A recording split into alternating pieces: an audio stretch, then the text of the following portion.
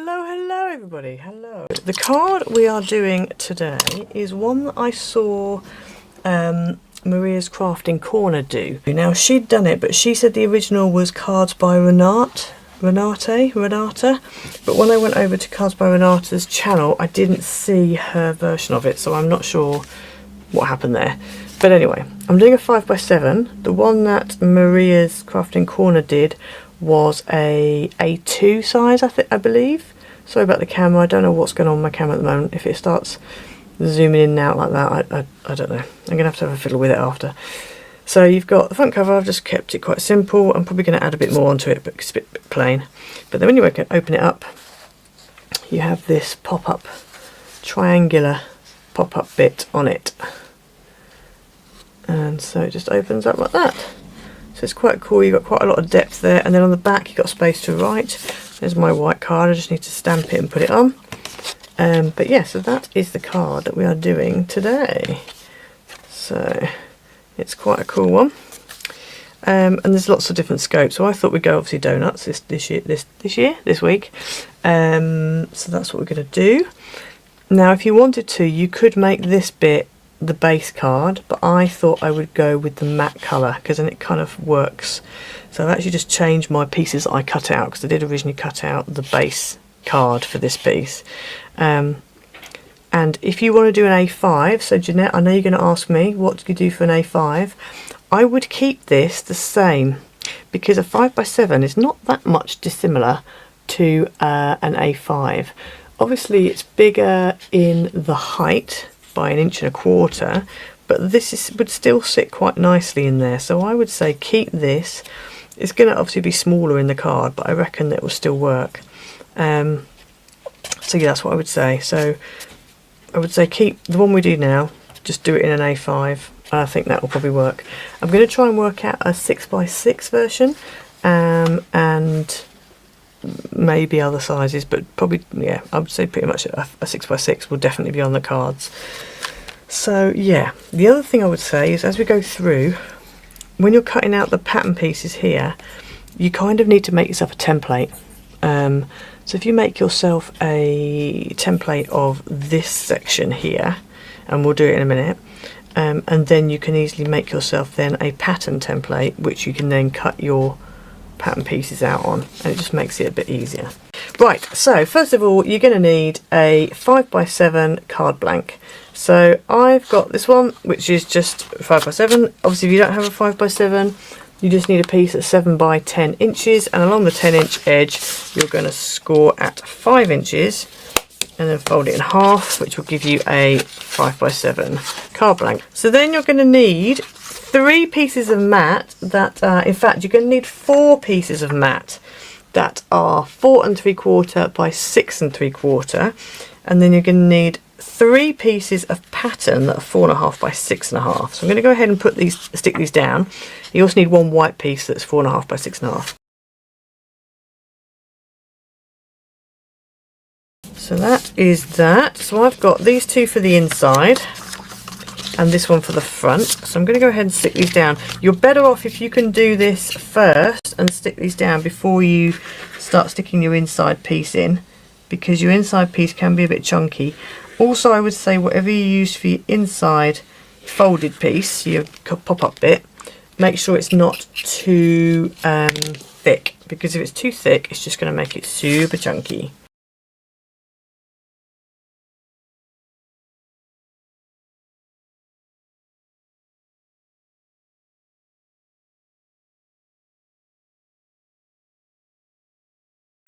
Right, so that's your front, all your thingybob layers sorted. I'm hoping you can see this, because this is looking very dark on the screen. I'm also very sorry, as I said, that my camera keeps doing the zoomy in, zoomy out thing. I don't know what to do about it. I've no idea. It's just doing its own thing right about now. So you need a piece that is either your base card or that is the same colour as your matte card. I think I'm preferring the matte version, because you don't really want to be doing mattes and layers on this centre section because it's going to make it too bulky. Thankfully these papers are only 100 GSM, so that means that they're perfect for this kind of card because you're not going to have too much bulk. But whatever you choose, matte or base, it needs to be not too thick. This is probably about a 200, maybe a 210, and it's 6.5 by 9.5. And along the 9.5 edge, you're going to score it halfway at 4 3/4. Well, I don't know if you can see that halfway line. So then what you want to do, get your pencil, get your ruler, and along the top you are going to mark at 2 inches. Now you won't be able to see these marks, so just, yeah, and also at 7.5. All of these measurements, they will be in the description. I will try and write these measurements in, but it's difficult because of where they all are, so I may well not. I might just put the size of the card in.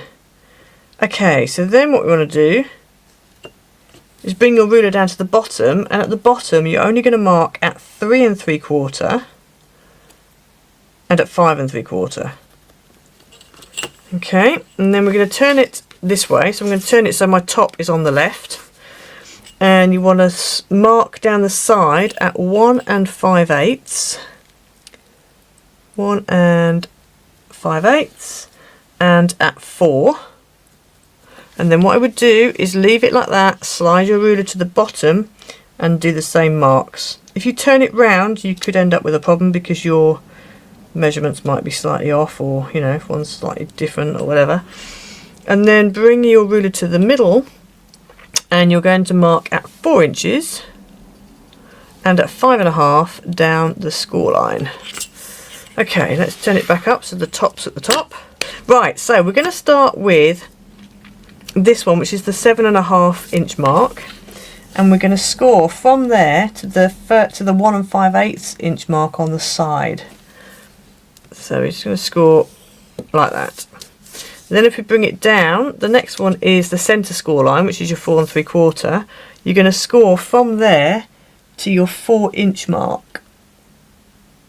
Okay, like that.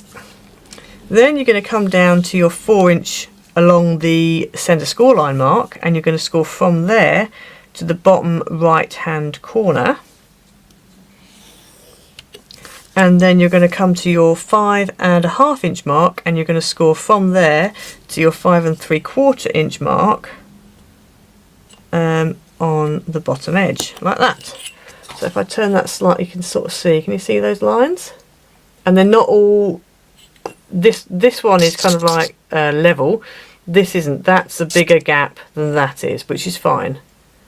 Okay, and then we're going to repeat all of this on the other side. So I'm going to spin it so it's this way, so it's like my ruler. So you're scoring from your 2 inch mark at the top down to your 1 5/8 inch mark on the side. She says try not to get her words in a muddle. Then you're scoring from the middle line to the 4 inch line on the edge. So middle line to the 4 inch line. Now I made these up because, as I said, Maria did hers as a A2 size card. So I just had to make up my own measurements. So these probably aren't completely right, but it works, so it's fine. Then you're going to score from your 4 inch mark to the bottom left hand corner, which is now the top left hand corner because I've turned it around. So we're scoring down to there, and then you want to score from your 5.5 inch crease line mark, half inch mark, to the bottom of your card on the 3 3/4 inch mark, like that. So you should end up with that. So hopefully you can see that. I'm turning it so it's up against the light so you can see all your score lines. Oh, that's better. There we go. You can kind of see it. Okay, so that's all your score lines. So then what you want to do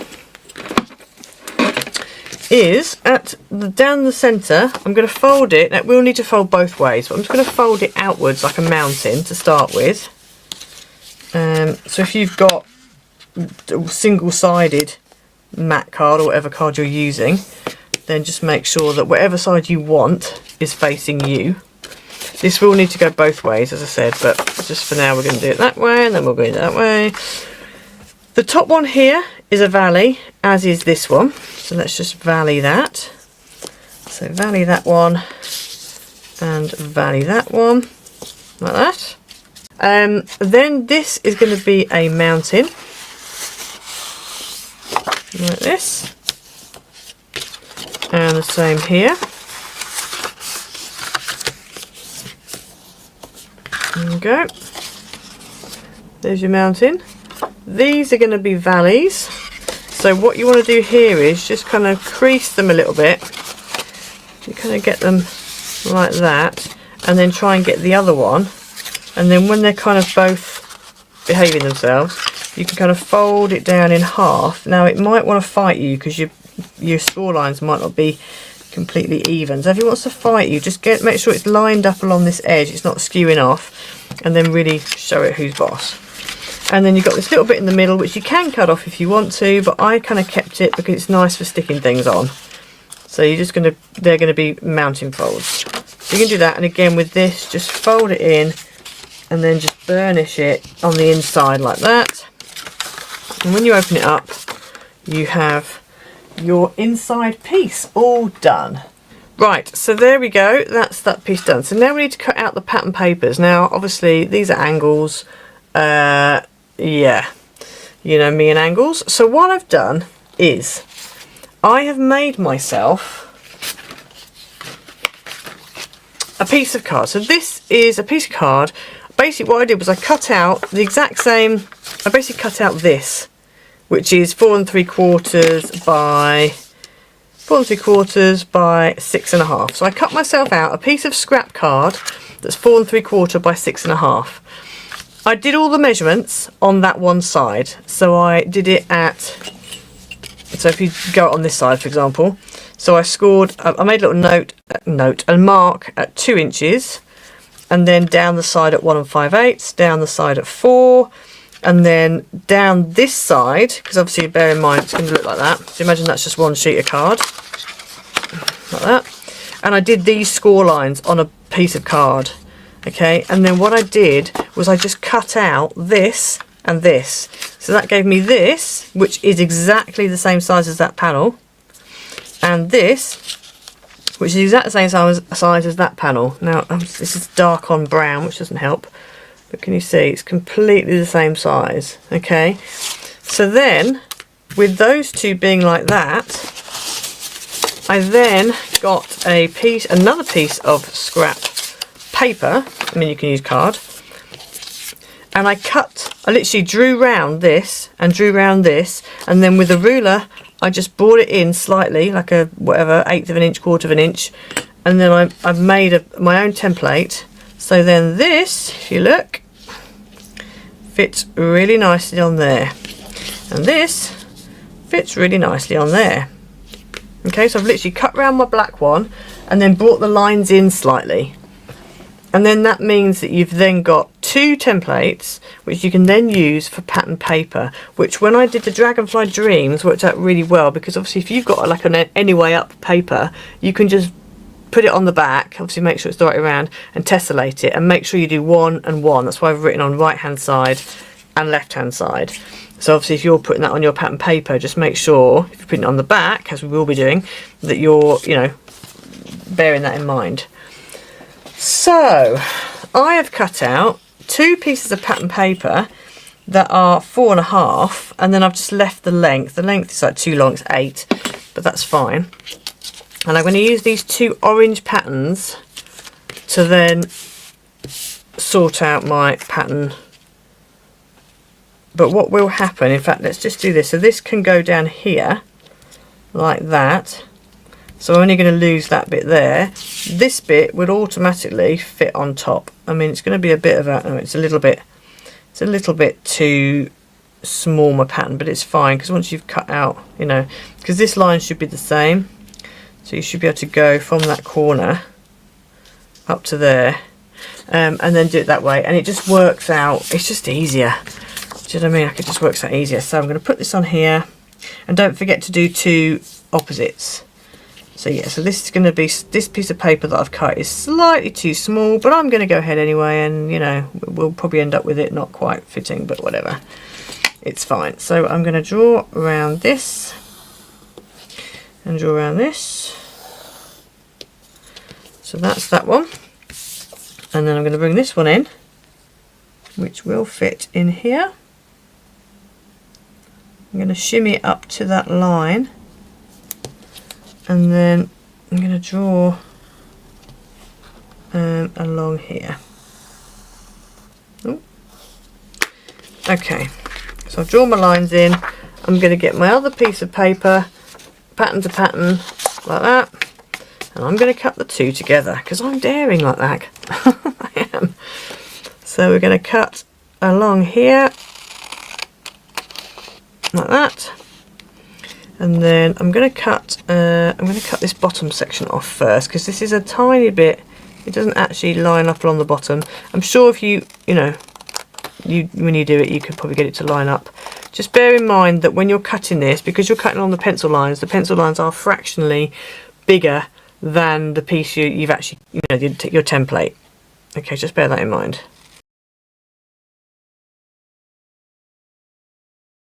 So then, bring this back in again. If we fold this out flat, this one should fit in here, like that, which it pretty much does. I'm missing a little bit at the corner there, but it doesn't matter. This side on here like this, and then the shelf section is going to go here and here. Okay, so then I can go ahead and stick that down. You don't have to worry about these. You can stick something on these if you want, or you can just cut it out, or you can just leave it, because that's the bit where I've actually stuck my butterflies on, so you don't really get to see it. So I'm going to go ahead now and stick these pieces on.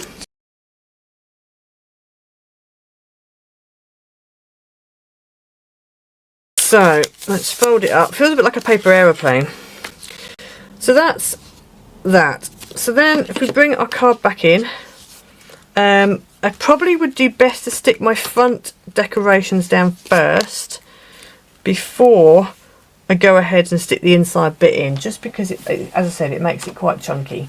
So I'm going to use this, I've already cut out my Happy Cake Day.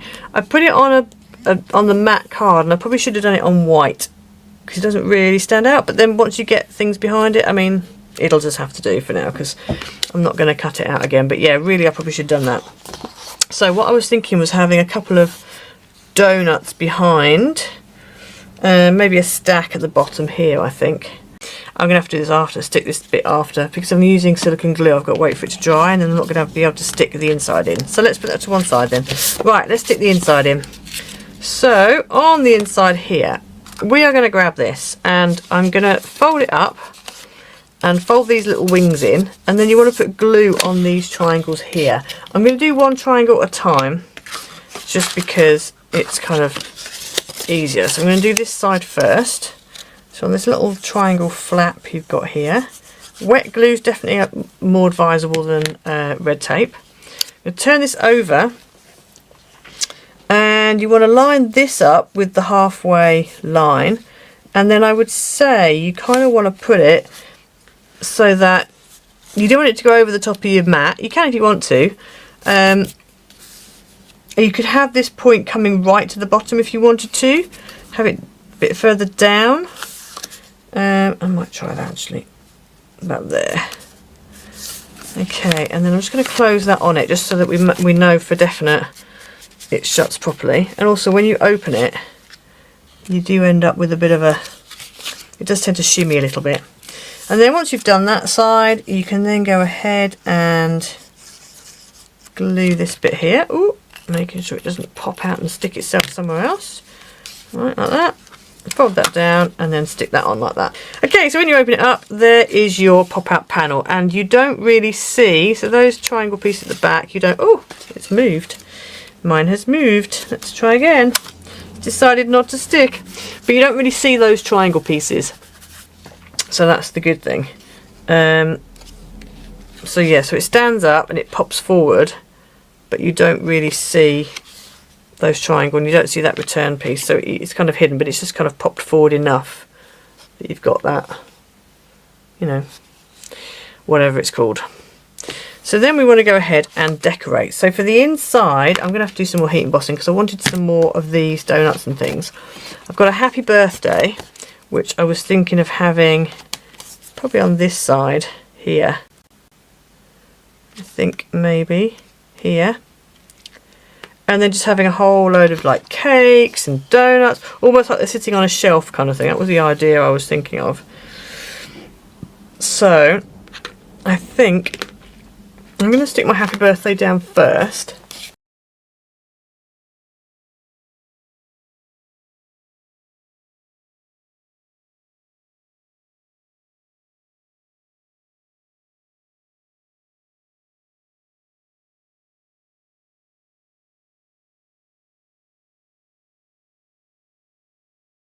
And then that folds up nicely, and then we can deal with our front.